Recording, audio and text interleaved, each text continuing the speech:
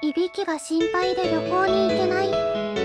ご主人のいびきがひどくて寝れない。朝起きた時に喉がヒリヒリする。朝口がカラカラに乾いてる。